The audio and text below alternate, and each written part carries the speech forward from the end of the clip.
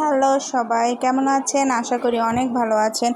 তো আজকে বললে ভুল হবে, কালকে আমার সাথে না, আমার ফোনের সাথে একটা দুর্ঘটনা ঘটে গেছে। সেটাই আপনাদের সাথে শেয়ার করব। আর তার আগে বলি আজকে আমি কি রান্না করব। তো ওখানে দেখলেন আমি অল্প একটু চাল কুমড়ো রান্না করেছি, আর এখানে একটা কলমি শাকের আটি ছিল, সেটা রান্না করব। আর এই যে রুই মাছ কেটে একদম ধুয়ে পরিষ্কার করে রেখেছিলাম, তো সেটাই রান্না করবো। তো এখানে কিন্তু আমার এই চাল কুমড়োটা রান্না হয়ে গেছে। আজকে বাসায় কারেন্ট থাকবে না, যার জন্য ফ্রিজে যতটুকু ছিল তরকারি ততটুকুই রান্না করেছি। আর এখানে কিন্তু আমি এই যে চাল কুমড়োর ভিতর কিন্তু ধনেপাতা দিয়ে দিয়েছি। আর চাল কুমড়োর জলটা টানাবো না, কারণ আজকে আমি আর কোনো ডাল করব না। এই টাইমটায় না কারেন্টটা ছিল, বাট হঠাৎ করে কারেন্টটা চলে গেছে, যার জন্য আজকে আমি রান্নাই শুরু করেছি আপনার 9টার সময়। আর এখানে কিন্তু এই যে মাছগুলোর গায়ে আমি হলুদ লবণ এগুলো সব দিয়ে এখন ভালো করে মেখে তারপর তেলে ভেজে নেব। তো যে দুর্ঘটনা ঘটেছিল সেটা হচ্ছে, কালকে যখন আমি ভিডিওর জন্য ভিডিও মেকআপ করতেছিলাম, তখন আমার চুলের উপর ডাল ছিল, তো হাতের থেকে মোবাইল ফসকে একদম আমার ডালের ভিতর পড়েছিল। তো ভাগ্য ভালো, মোবাইলটাকে ধরার পর স্পিকারে জল ঢুকে গিয়েছিলো, ডাল ঢুকে গিয়েছিল, যার জন্য আমি কালকে আর কোনো ভিডিও ছাড়তে পারিনি। তো খুবই খারাপ লাগছিল যে আসলে মোবাইলটা খারাপ হয়ে গেল কিনা। আর এখন মোবাইল কেনার মতো অতটা তাড়াহুড়ো করে মোবাইল যে কিনতে যাব সেটাও না, এটা তো আর জামা কাপড় না যে ছিঁড়ে গেলেই দৌড় দিয়ে কিনে আনা যাবে।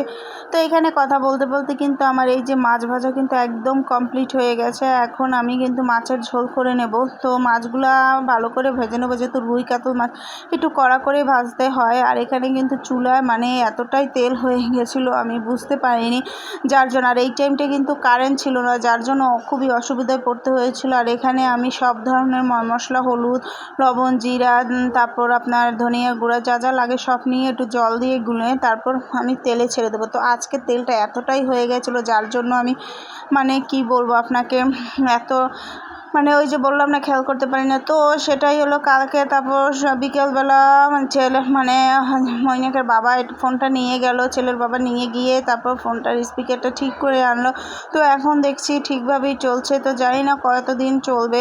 তো যখন দেখবেন কাজ করতে করতে হঠাৎ করে প্রিয় জিনিস হাত থেকে পড়ে যায়, তখন খুবই খারাপ লাগে।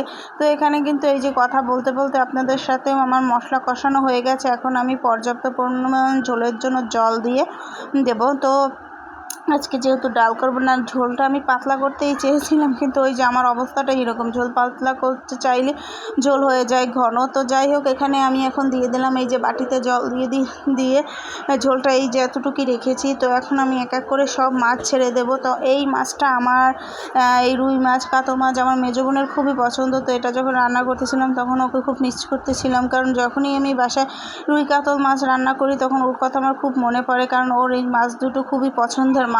আর আমার হাতে রুই কাতল মাছ রান্নাটা ও খুব পছন্দ করে। তো এখানে এই যে দেখুন আমি সব মাছগুলো কিন্তু দিয়ে দিচ্ছি। তো আজকে আবার মনে মনে ভাবছি যে আজকেও যদি পড়তে হয় তাহলে এই মাছের ঝোলের ভিতর পড়িস, যেহেতু কালকে ডালের ভিতর চুবানি খেয়ে উঠেছে। তো এখানে কিন্তু আপনাদের সাথে কথা বলতে বলতে আমার রান্না কিন্তু একদম প্রায় কমপ্লিট হয়ে আসছে। আর আমি আজকে কিন্তু চেয়েছিলাম যে মাছের ঝোলটা আমি একটু পাতলা রাখবো, কিন্তু ওই যে আমি যখন কোনো কিছু একদম পাতলা রাখতে চাই তখন সেটা ঘন হয়ে যায়। কেন হয়ে যায়, কিসের জন্য হয়ে যায় আমি নিজেও জানি না।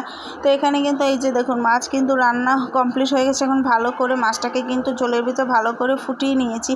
এখন আমি দারচিনি গুঁড়ো দিয়েছি, এখন ধনেপাতা দিয়ে এটাকে নামিয়ে নেব।